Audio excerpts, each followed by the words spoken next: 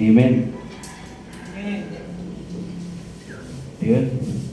Habang ako po yung nag-i-speak dito, may request. No? Ayun, pag-pray niyo si Pastor matapos yung sermon. Dahil ang binibitak yung aking ulo ngayon. Sakit ang aking ulo. Ano ata kahapon, naulanan tsaka nainitan kasi may recruitment kasi kami sa field kahapon. So, sinamahan namin yung mga tao. So, ayun, galing sa initan, biglang buhos. No? So anyway, God is good. All the time. And all the time, God is good. God is good.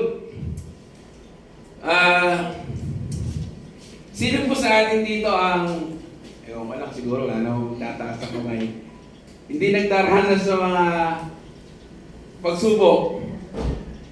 Lahat meron. Amen. No, so iba-iba lang yung weight, no? Iba-iba lang yung bigat, iba-iba lang yung specific konteksto, sitwasyon ng ating mga pinagdadaanan ngayon. So dito po, sa umagang ito, ang gusto ko pong ibahagi ay matatagpuan po sa Santiago chapter 1, verses 2 hanggang 4. Sige, balik natin. Yan. Thank you na. Sabi rito, sino po nagsulat? James. Iba yung English ka. Kayo na Santiago, Tagalog ah. No, in English naman, James. Si James o si Santiago, sabi po rito, mga kapatid, so he is referring to what? Tayo, na mga sumasampalataya. No? Magalak kayo kapag kayo dumaranas ng iba't ibang uri ng pagsubok. Sabi po rito, napakalinaw, no? 3, dapat ninyong malaman, sabi niya, na nagiging matatag, ganito na lang ating, no? Ang ating pananampalataya sa pamamagitan daw ng pagsubok. So, ito yung madalas mo sinasabi. Hindi ba? Walang paglagong spiritual o walang maturity o pag-matured na magaganap kung hindi tayo dadaan sa testings o pagsusubok ng tama ba yung Tagalog doon? Pagsusubok o pagsubok ng Panginoon. No? Kumbaga, gusto mo mag-grow, spiritually, pero ayaw mong, kumbaga, pagka nandiyan ka sa isang situation, depende sa kung ano sitwasyon nyo, iniigod mo, tinatakbuhan mo, pero tandaan natin, we can never outrun yung mga struggles. So dapat nating harapin yun ng may pananampalataya at pagsunod sa Panginoon. Amen. Di ba? Ika-4, verse 4.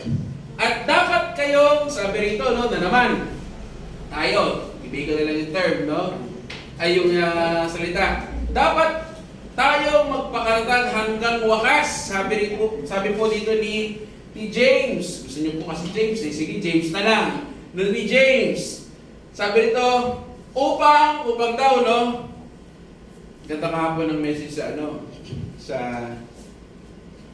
sa devotion namin kahapon, kagabi, Sabado. All about? Letting your life be worthy. Worthy, no? Upang maging ganap at walang pagkukulang. No? So may connection din siya sa message sa kagabi. So ngayon po sa umagang ito, actually hindi ko po matandaan kung ilang beses ko na po na-share itong passage na to sa ilang taon ko po dito, pero I don't know why, bakit pinapalit na naman ako ng Panginoon sa tekstong ito. Siguro, no, dahil lahat tayo dapat muling minsan pa ipaalalahanan ng Panginoon patungkol sa ganitong sitwasyon. So gusto ko pong ibahagi ngayon po ay Tagalog na Tagalog. No? So all about? Magbasa po. Yakap sa mga pagsubok ng may galang. Paano kaya yung pastor? Paano kaya natin yayakapin yung pagsubok ng may kagalakan sinasabi po dito?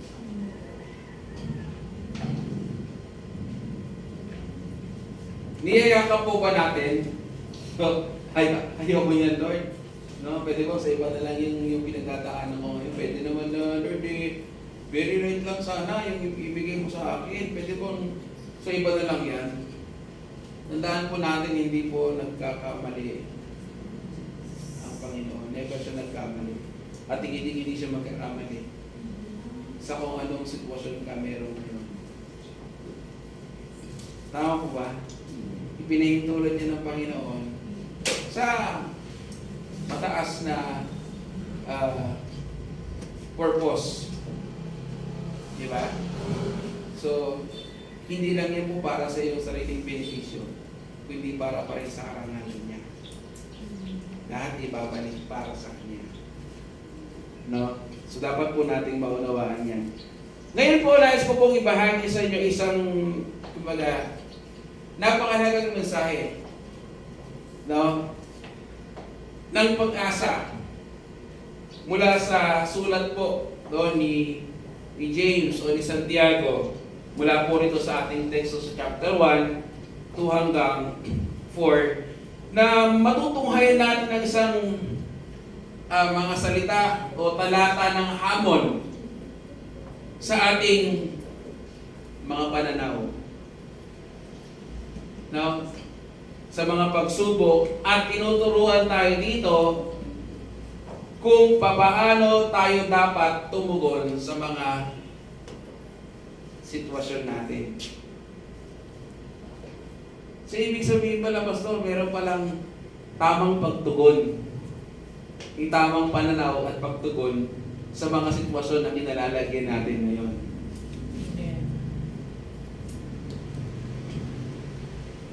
At yun po yung tuturo sa atin ng Panginoon. Hindi ni Pastor, kundi ng Panginoon. Sa umagang ito, tulungan nawa tayo ng banal na espiritu na lubusan natin itong maunawaan. So dito po, kung tititan po natin, unting background lamang inilaan ni Santiago, ni James ang kanyang sulat sa 12 lipi ng na nasa kapanglisan. No? Ito po ay tumutukoy sa mga Kristiyanong Hudyo na nagkalat sa buong imperyo ng, ano pong imperyo ang nananaig noon? Rome o Roma. No? So yung mga mananampalataya nito ay sa madaling salita ininirahan sa iba't ibang lugar. Hindi ko na po i-specific iba't ibang lugar, at malamang sa malamang, kaya po isinulat to ni James o ni Santiago dahil sila po ay humaharap sa iba't ibang klaseng pag-uusig. Again, hindi ko na po i-specific. Iba't ibang klaseng pag-uusig, nandiyan yung kahirapan at mga hamong panlipunan, lalong higit sa kanilang pananampalataya. So dito po, sa ating pag-uusapan sa pagyakap sa mga pagsubok ng may kagalakan, ano po ba yung makikita natin dito na mga mensahe ng Diyos? So yung una po na dapat po nating makita po dito ay yung ano po? Pastor, hindi pa ba totoo? Wala pa bang katotohanan sa mga pagsubok na to nadi-discourage na ako, umiiyak na ako, no, nadadown ako, so forth and so forth. Yung mga negative na nararamdaman, nararamdaman ko na. So ano ba yung katotohanan sa likod ng mga pagsubok?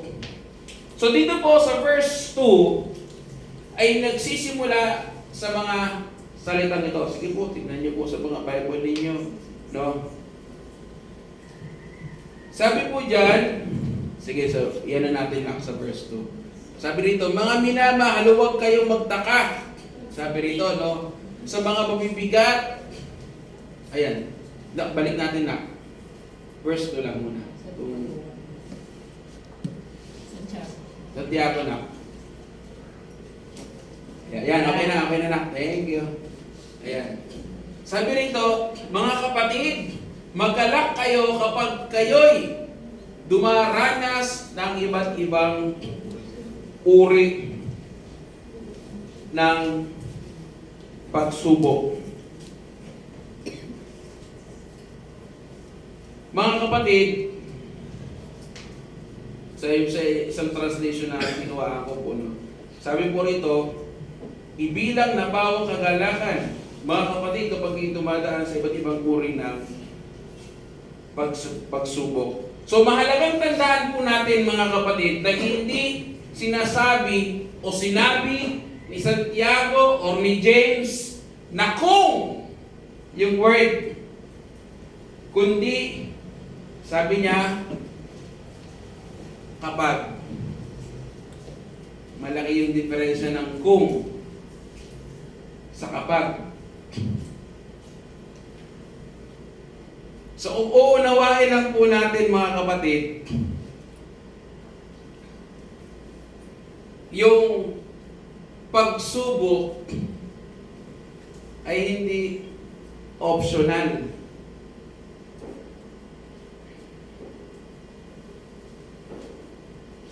Talagang nariyan.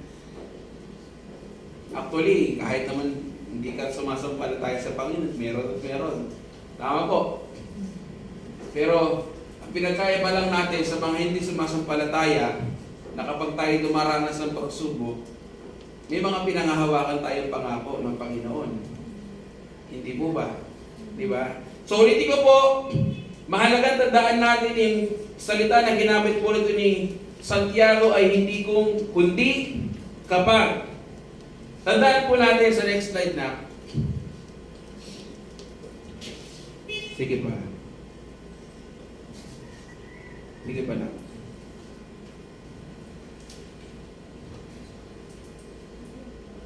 Di ata na isama yun. Sige. Ito na lang. Basahin ko na lang. So kapag mahalagang tandaan natin na hindi sinasabi o sinabi ni Santiago na kung kundi kapag, tandaan po natin na mga pagsubok o mga pagsubok ay hindi may iwasang bahagi ng buhay. Kala ko na yun. So hindi po siya may iwasang kumaga talagang kaparte na siya ng buhay mo. Na kahit iwasan mo, darating at darating talaga. Dahil yun ay may layunin. Tayong lahat ay dumadaan sa mga kahirapan, pagsubok, at hamon sa iba't ibang anyo. Maging ito man ay pisikal, emosyonal, espiritual man, ang mga pagsubok ay isang katotohanan, mga kapatid, na hindi natin matatakasan.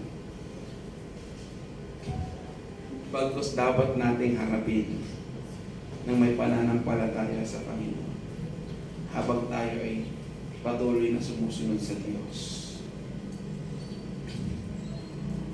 Ako po. Kaya sabi po rito, sa kanina pa na ipa-flash, no?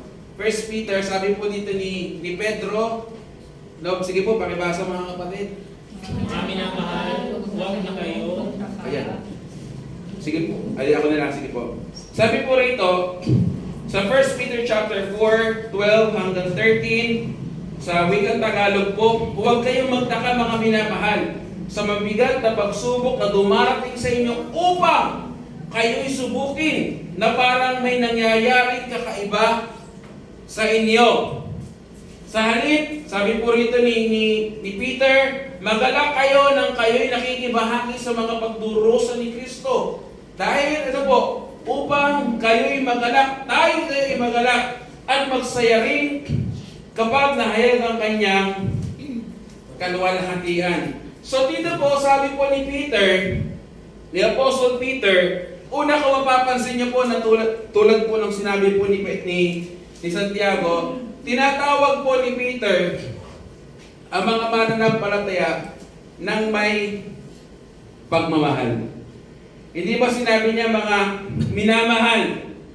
Na kung saan, doon pa lang sa pagtawag niya sa mga kapwa niya sumasampalataya, kapwa niya mga kapatid sa Panginoon, ay nagpapaalala sa kanila, sa atin, na ang mga pagsubok at pagdurusa ay hindi kakaiba sa buhay pananampalataya natin.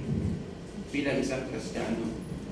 Uulitin ko po, ito po ay nagpapaalala sa kanila na ang mga pagsubok at pagdurusa ay hindi kakaiba. Kaya huwag ka na magtaka.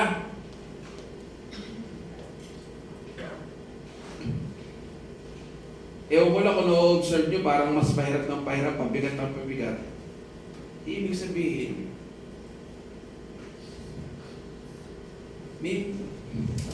kumbaga,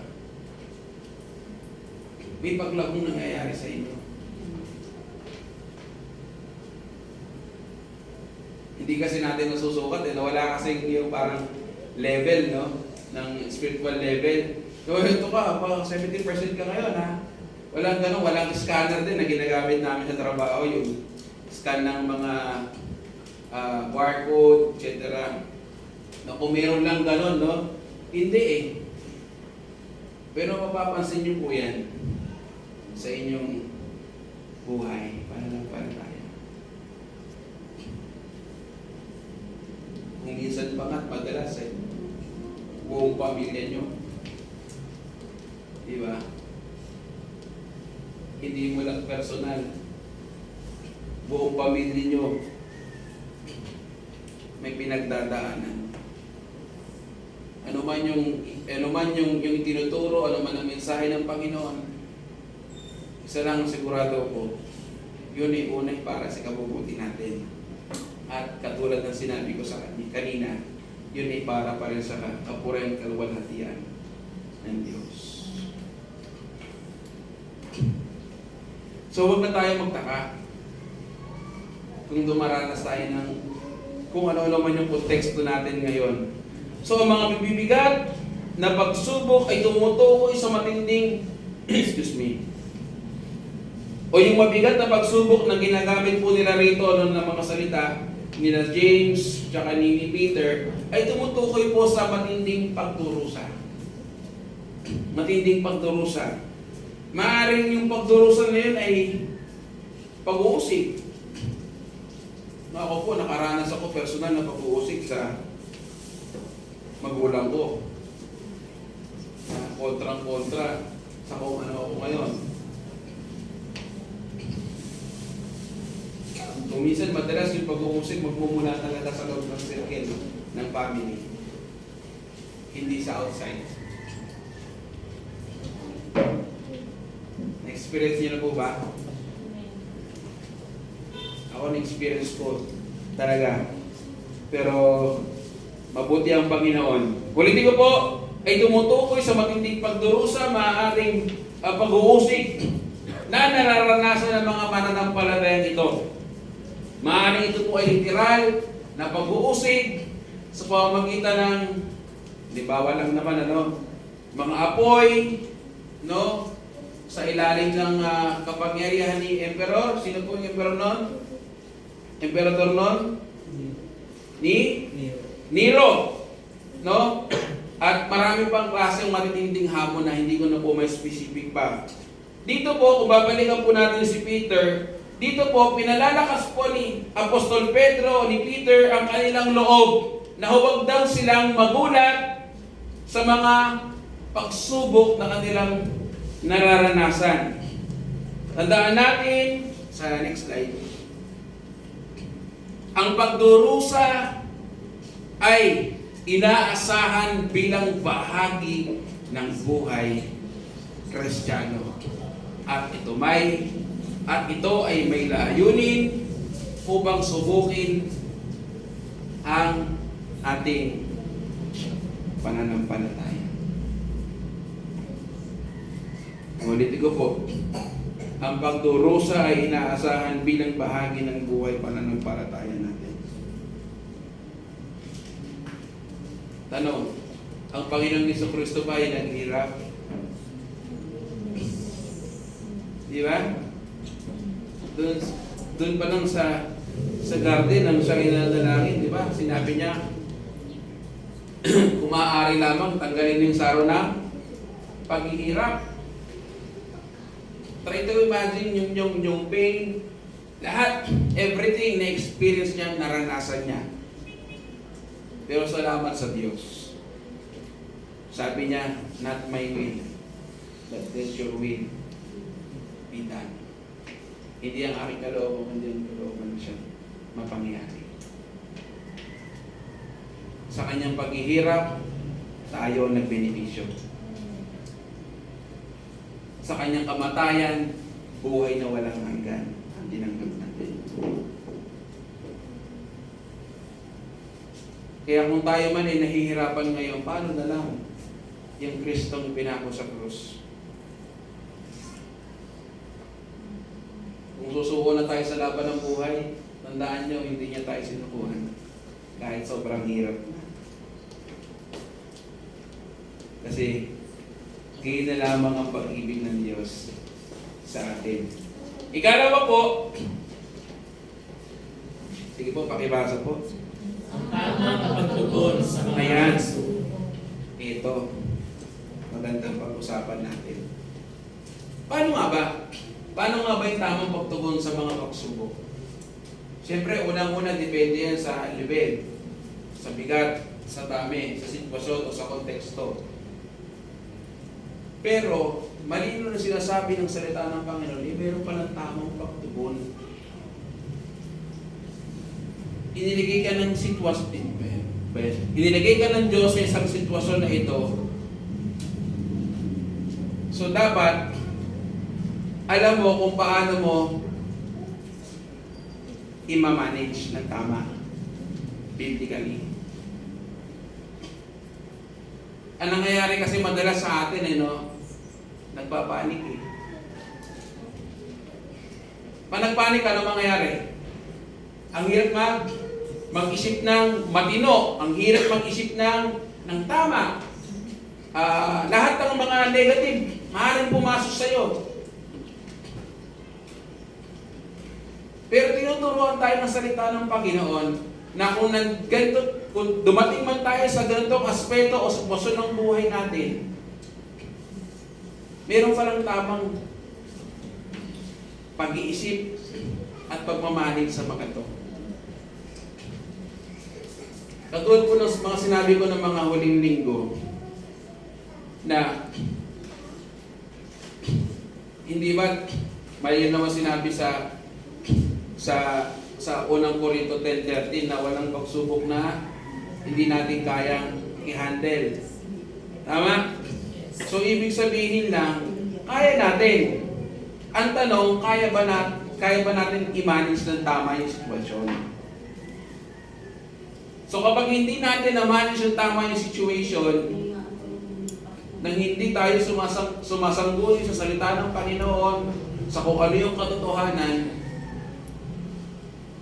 then crisis will come.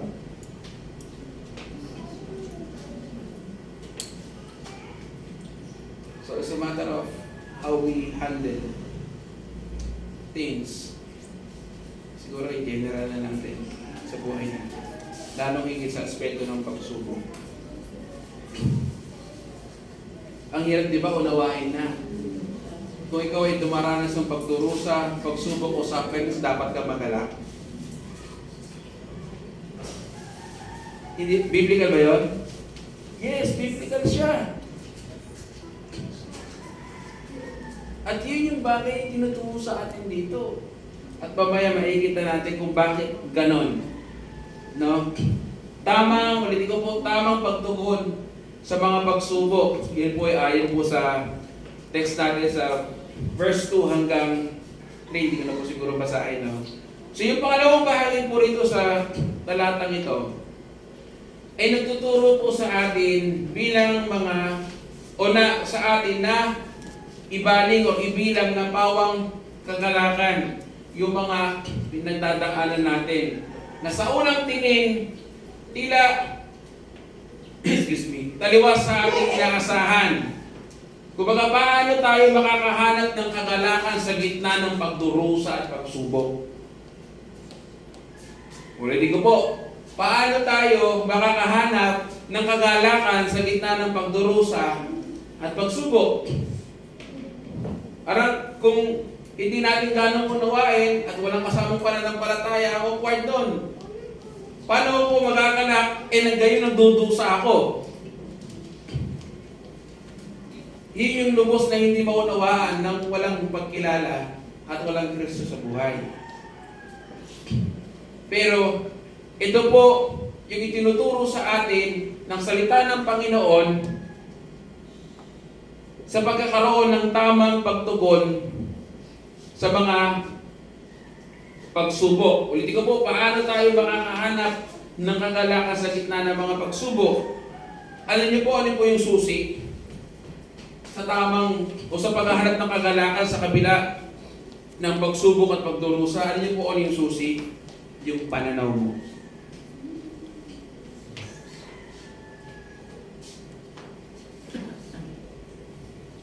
Parang naalala ko at si Sister Roy nga tanong yung sa Sunday School.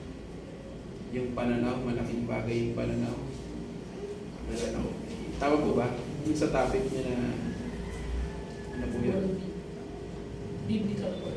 Opo, yung pananaw, tama po. Malaking bagay po yung pananaw natin. Pananaw natin sa buhay na ito. Tandaan po natin sa next slide na tinatawag tayong makita ang mga pagsubok bilang pagkakataon para sa paglago at pagpapadalisay.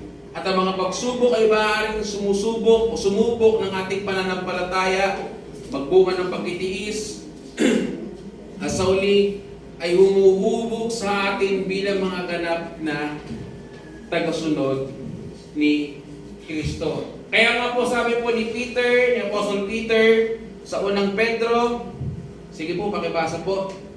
Dapat ninyong inigala na maaaring magdanas muna kayo ng iba't ibang pagsubok sa loob ng maikling panahon. Ang ginto, pagamat nasisira, ay pinapadaan sa apoy upang malaman kung talagang dalisay. Gayon din naman ang inyong pananampalataya na higit na mahalaga kaysa ginto ay sinusubok upang malaman kung ito'y talagang sa gayon kayo'y pagpupurihan at akilain at pararangalan sa araw na mahayag si Jesus. Amen. So mga pagsubok ay maaaring sumusubok sa ating pananampalataya upang yun po ay magbunga ng pagtitiis at sa uli ay humubog sa atin bilang ganap na mga tagasunod ng ating Panginoong Jesucristo. At bukod dito, yung mga talatang ito ay nagbibigay ng kaalaman kung paano tayo dapat tumugon bilang mga mananampalatayang Kristiyano sa mga pagsubok. Pansinin niyo po, tinatawag tayong magalak. No, sinasabihin tayo na tayo ay magalak. Hindi dahil sa mga pagsubok mismo, kundi dahil sa mas mataas na katotohanan na ginawa ng ating Panginoong Jesucristo para sa atin. Ang pansamantalang kalikasan ng mga pagsubok kumpara sa walang hanggang kalikasan ng ating mana sa ating Panginoong Jesucristo, na kung saan na siyang dapat na humuhubog sa ating pagtugon.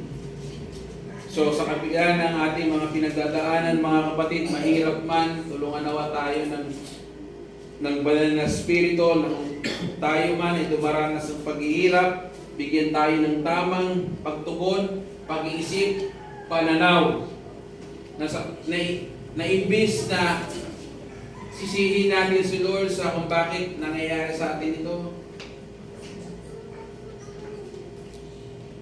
dapat ba tayo magpasalamat sapagkat naalala ka pa ng Diyos? Totoo siya, wala naman taong walang problema. Magtaka ka kung pag ang buhay mo wala na kahit ni isang pagsubok. Pero walang ganun.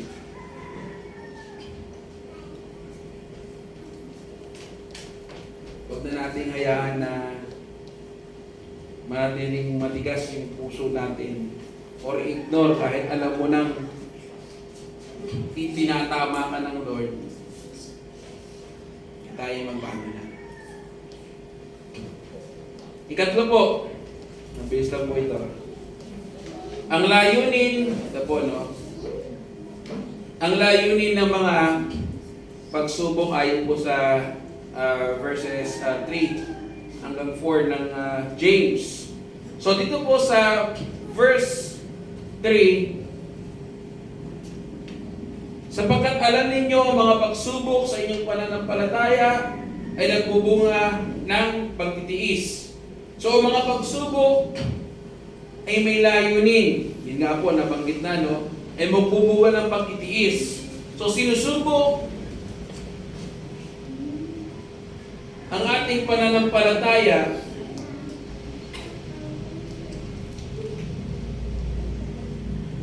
na nagpapadalisay nito tulad ng isang ginto doon sa pugon.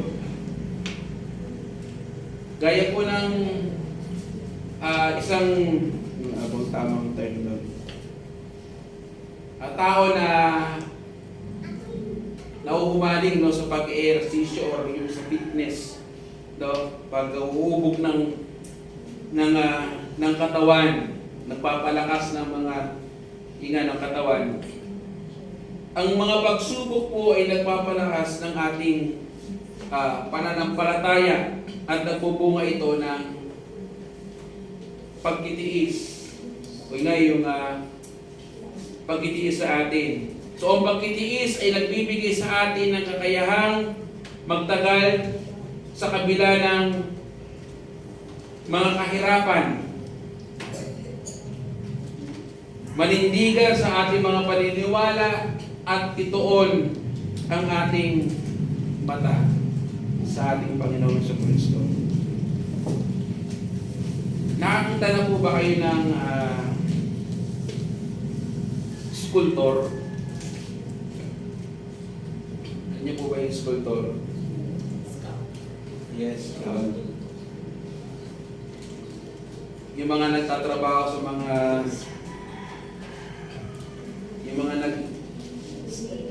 yan, no? Ano, tinilok. Kasi maisip yung Tagalog na yun eh. Kaya sabi ko ganito na lang. Basta alam nyo na yun.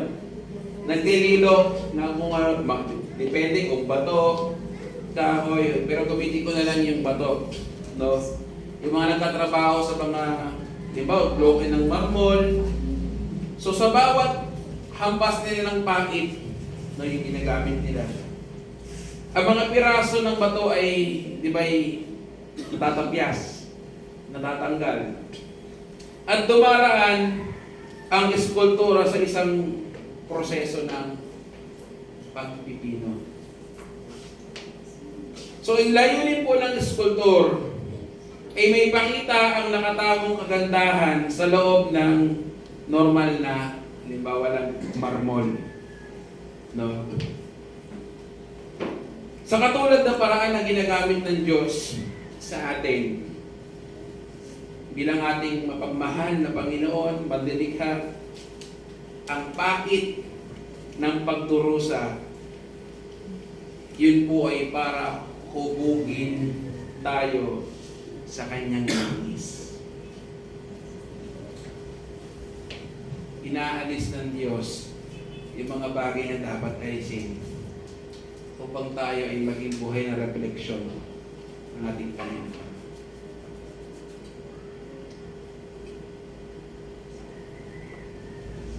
Saan ba tayo winangis ng Lord? We are created saan? Image ng ating Creator, ng ating Panginoon.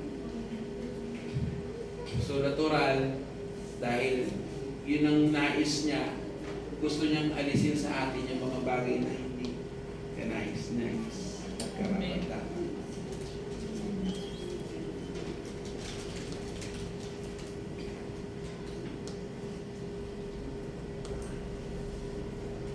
Bagamat masakit kung minsan o madalas yung pagtatanggal ng Panginoon sa buhay natin, sa personal natin, sa pamilya man, yung bawat hampas ng pait ng Diyos. Pero take note, yun ay merong dakilang layunin.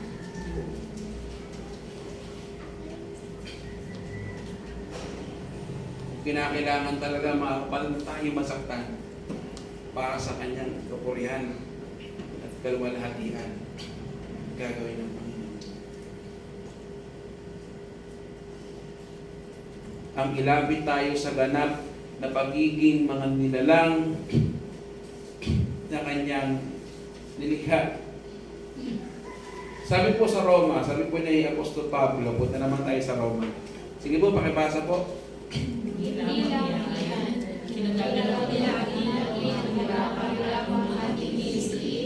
Dahil ang natin ito'y nagbubunga ng pagtsatsaga. Amen. At ang pagtsatsaga ay nagbubunga ng mabuting pagkatao, at ang mabuting pagkatao ay nagbubunga ng pag-asa. Amen. Amen. So dito po, mga kapatid, kung papansinin niyo po yung sulat po ni Apostol Pablo, ito po ay binibigyan diin sa mga versikulong ito ang kapangyarihang magbabago ng pagdurusa at ang epekto nito sa ating espiritual na paglago o buhay pananampalataya natin.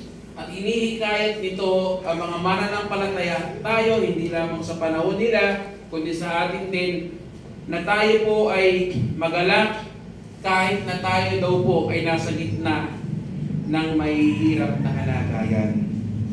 Itinuturo po rito sa mga versikulong ito na tayo'y nagtatagal at nagtiyatyaga sa gitna ng mga pagsubok, napapalakas ang ating pagkatao at tayo patuloy na lumalalim ang ating pag-asa sa Panginoon. Sa wakas, ito po sa verse 4 ay tinapos si Santiago sa ito po sa verse 4. Sabi niya,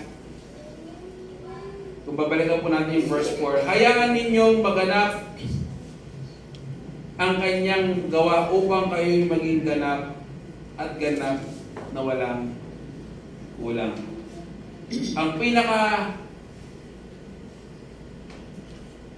huling, ito po pinakahuling layunin ng mga quote-unquote pagsubok ay ano po?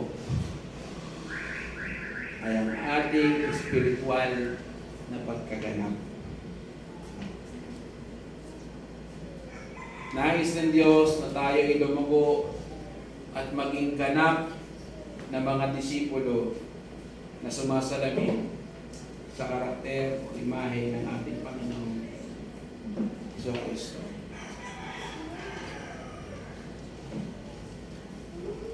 Ang mga pagsubok ay may mga mahalagang, ito madalas nating ginagamit tayo mga Pilipino na term, may mga mahalagang papel sa buhay natin.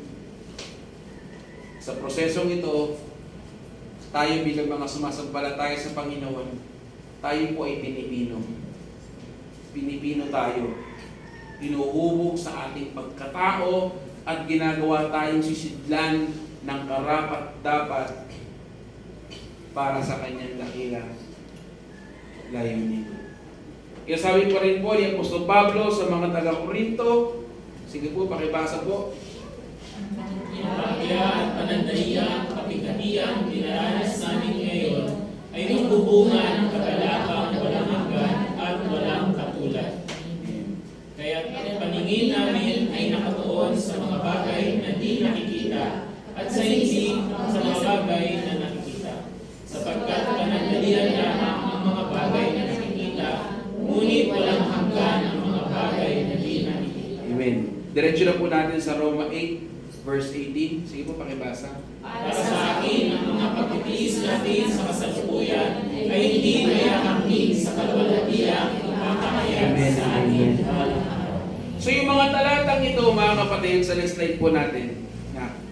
Ang mga talatang ito ay nagpapaalala sa mga mananampalataya sa atin, mga kapatid, na anuman ang mga pagsubok o pagdurusa na ating hinaharap sa kasalukuyan, ito'y walang kapantay. Saan po? Sa kaluwalhatiang naghihintay sa atin. Amen. Amen and amen. Kaya dapat natin kagala.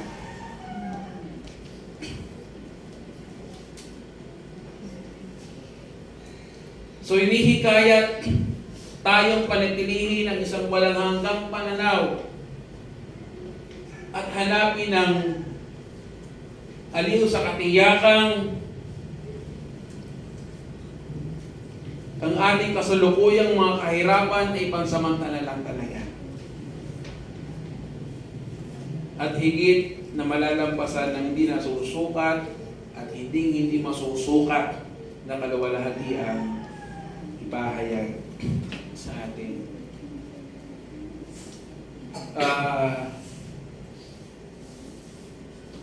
Ano ba yung tawag doon sa bago sa butterfly, yung caterpillar yun. Di ba yung pagtitinda niya yung caterpillar, uod na lang, uod. Kasi kung ano man yung Tagalog doon, ang pangit. Yeah, nakakadiri. Naalala ko nung bata ako noon, sa probinsya noon, nakakita ko ng gano'n. Akala ko kailang hawakan. Ginawa ko gano'n. Ang kate. No? Kaya simula noon, pag nakakita ako ng gano'n, parang feeling ko, kaya ko humawak ng ibang mga insekto, na mga ibang mga kotin-koteon, pero yun parang hindi ko alam kung nagkaroon ako ng takot ba na phobia na o hindi na kasi nakati yung buwan ako. Pero anyway, yun nga, yun yung uod na yun o yung caterpillar. Bago siya maging caterpillar, may tinatawag na metamorphosis. Alam ko naman siguro kahit hindi ko ikwento, alam nyo yung from caterpillar, paano siya maging butterfly. No, pero kwento ka na rin. No? So kung saan ito po ay bumubuo ng ng kukul, no? At sumasalamin sa ganap na pagbabago. Ito po ay sumasalamin sa ganap na pagbabago. So habang nasa loob ng yung caterpillar ng kukul, yung caterpillar ay nahaharap sa pagkakakulong at pakikibaka. Maaaring ito ay madilim at masakit na proseso, ngunit sa wakas, sa isang magandang resulta, proseso, ay lalabas ang isang magandang paru-paro. Na kung saan ay nakakabighani naman talaga. Hindi ko alam kung ilang uri ng paru-paro, hindi po ata. Hindi po. Meron merong member sa Bethel World Mission Church na ang business nila ay magbenta ng mga parang preserve na mga paru-paro.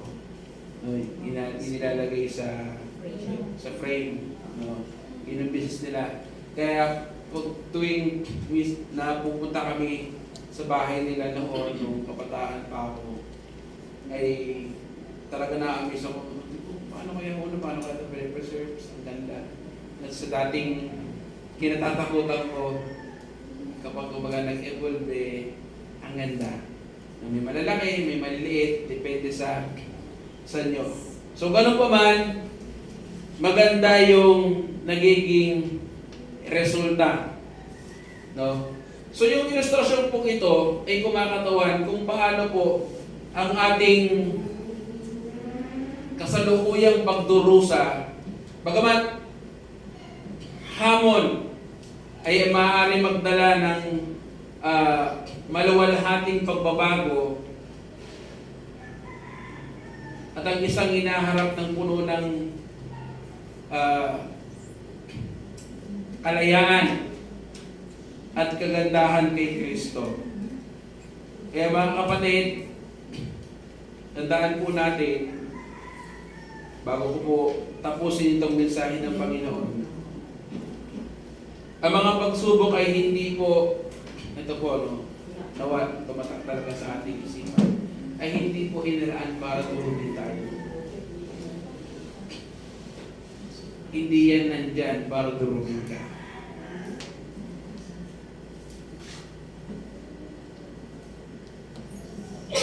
Naway maintindihan po natin at tulungan tayo ng Panginoon Espiritu na lubos natin ito. Uulitin ko po, hindi yan nariyan, hindi yan dumating, hindi yan aksidente, at lalong hindi para ikaw at ako ay durugin or pinuhin mahigit. Tandaan natin, maaaring masakit man yung proseso, mahirap, ngunit kung ating tatanggapin, kung tatanggapin natin yung bawat sitwasyon na meron tayo ng may kagalakan sa kabila ng paghihirap, nalalaman natin na may layunin ang mga ito. Lalago tayo ng mas malakas sa ating pananampalataya. At tandaan din natin na kasama natin ang Diyos sa bawat pagsubok ng buhay. Kung naniniwala ka na hindi ka iiwan ng Diyos, sa palataya ng Diyos. Dahil ang Diyos ay hindi nag-iiwan. Amen ba doon? Amen. Kaya kapag dumarating tayo sa pagsubok, mga kapatid, huwag tayo panghinaan ng loob. Hindi, magalak tayo. Sapagkat sa pamamagitan ng mga ito, tayo'y hinuhubog upang maging mga taong nilikha ng Diyos. At naway tanggapin din natin ang mga pagsubok ng may kagalakan at hayaan ang pagtitiis na maganap ang ganap na gawa nito sa atin. Now, ano ba yung mga practical? Sa next slide natin na. Ano ba yung mga practical na aplikasyon nito sa atin? Una, anim lang po ito before I end this message. Una, ano po? Tanggapin ang kaisipan ng kagalakan. So tanggapin daw natin. Tanggapin natin ang kaisipan ng kagalakan. So kilalanin natin na ang Diyos ang tunay na pinagmulan. Una ng kagalakan. Hindi ang mundo. Hindi ang kusino man. Sa buhay ng isang mananampalataya, na kapag tayo'y humaharap sa mga pagsubok, piliing makita ang mga ito bilang mga pagkakataon para sa espiritual na paglago. At nalalaman na ang Diyos ay kumikilos sa bawat hamong ating kinakaharap sa buhay. Na instead na o sa halip na tayo po ay magreklamo, panghinaan ng loob, hanapin natin ang kagalakan sa katiyakang ginagamit ng Diyos, yung mga pagsubok o yung mga pinagdadaanan natin ngayon para sa ating kabutihan. Hindi dahil nagdurusa ka ngayon, hindi dahil may mabigat kang sitwasyon ngayon, ay hindi yan para sa iyong sariling kabutihan. Hindi po.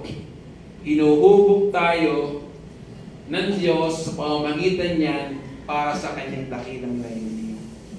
Ikalawa, linangin ang pagtitiis. So kilalanin po natin ang mga pagsubok. Ano ba yung mga layunin nito? Sa spiritual na journey ng ating pong buhay. Paon na rin ang mga pagtitiis sa pamamagitan ng pagtitiyaga sa mga hamon at kahirapan. Umaasa sa lakas at biyaya ng Diyos. Tanong, Kayo po ba ay umaasa pa rin sa lakas at biyaya ng Diyos o sa sariling kalakasan?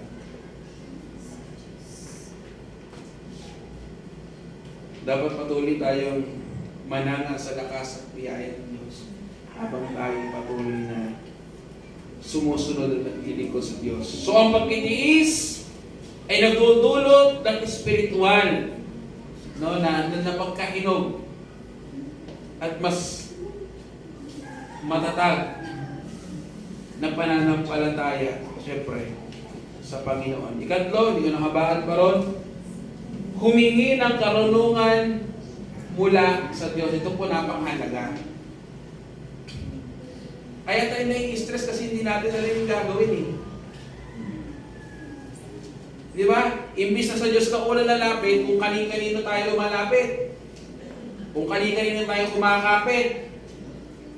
Di ba?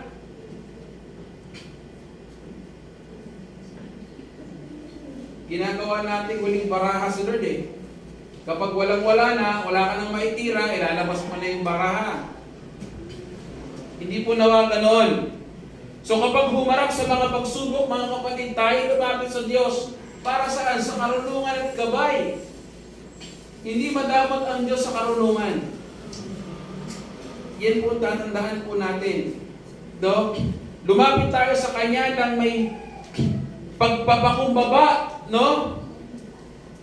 Pagpapakumbaba ng ating mga puso, ng ating buhay, humingi ng Kanyang karunungan upang tayo gabayan sa lahat man ng mga hamon o pagsubok na dumating sa ating pong buhay.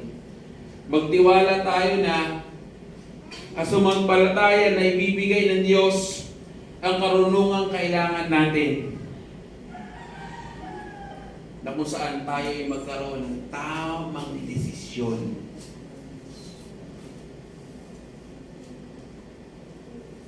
Tamang desisyon.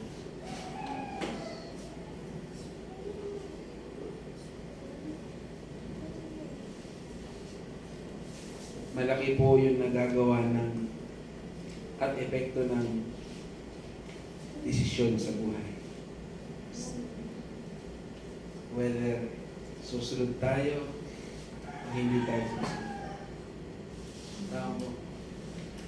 Di ba ganun din ang nangyari kay Adam and Eve? Yes, we all know na sila ay nag-tempt. Di ba? Yun naman yung word ni Satan, di ba?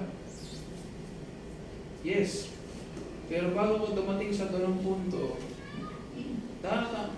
darating ka muna sa desisyon. Kung susunod ka, hindi. Gagawin mo, hindi. Kaya nga babalikan natin ni Santiago, di ba? Napakabigat nung practical na kanyang guro. Di ba? Kung alam mo yung isang bagay mali, at hindi mo, kung alam mo yung bagay ay tama, hindi mo ginawa. Anong nangyayari sa atin? Tayo nagkakasala. Di ba? Desisyon. Desisyon.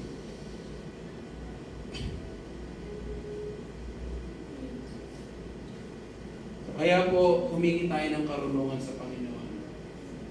Huwag tayong magmadali sa mga desisyon sa buhay. At hindi madamot si Lord sa kaalaman. Ika-apat, tignan ang mga pagsubok bilang mga pagkakataon para sa paglago. So kilalanin natin ang mga pagsubok. No?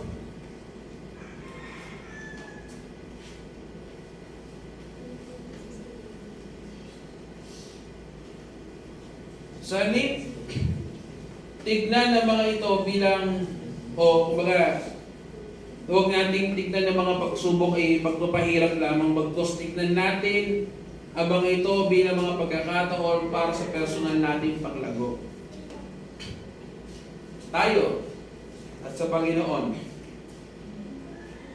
paglago spiritual ng pagpipino sa atin at paghuhubog ng ating karakter, pagkatao, yung buong pagkatao na lang natin bilang isang mananampalataya. Hayaan ng Diyos na humugin tayo sa pamamagitan ng mga pagsubok na ito.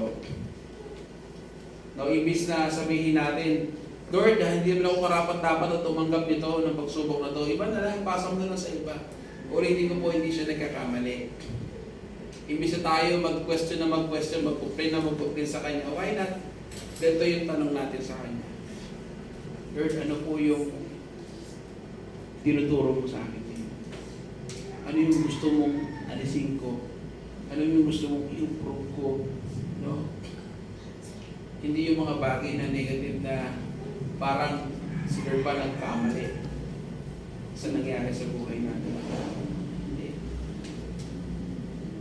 Sa kabila ng aking nararanasan, Lord, turuan mo pa rin ako magpatuloy na sumunod sa'yo. Bakit?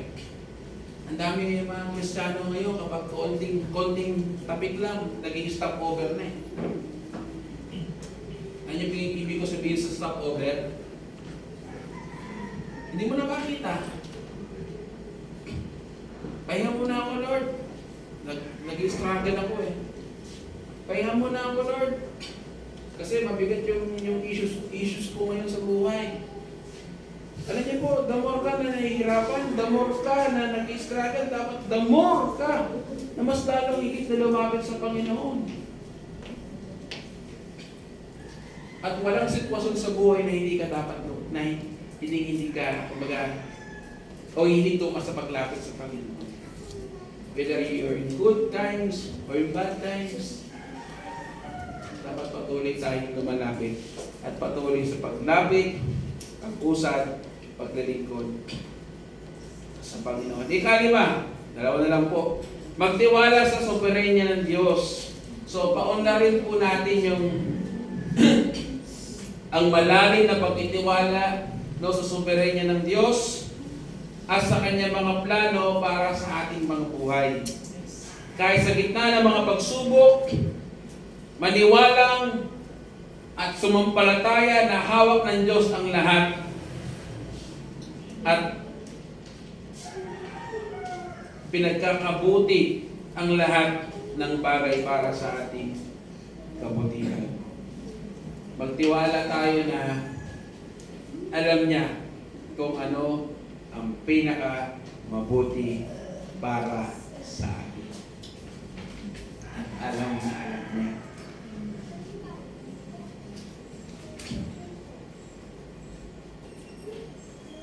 Last, dito na po talaga ako magtatapos. Palakasin ang loob ng iba. Gamitin ang inyong sarili mga karanasan, mga kapatid. Kung alam mo, yung isang kapatid mo, pinagdadaanan yung pinagdaanan mo na noon, at inuro ni Lord kung paano mo napagtagumpayan yon, nalagpasan yon, ibahagi mo sa Kanya.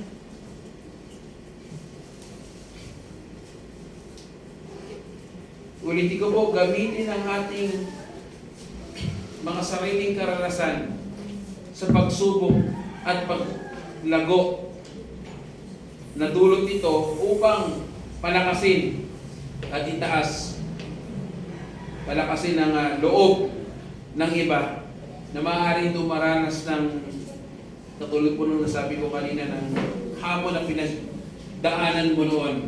Ibahagi ang inyong pagtuo kung paano ka pinatatag ng Diyos sa mga panahong yon at kung paano ginamit ng Diyos sa mga pagsubok na yun upang palakasin ang inyong pananampalataya.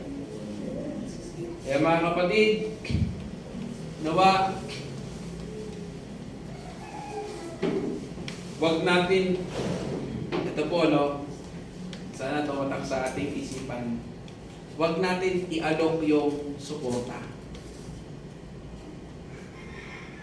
Ibigay mo ng pusa. Nakuha ko yung gusto ko yung punto.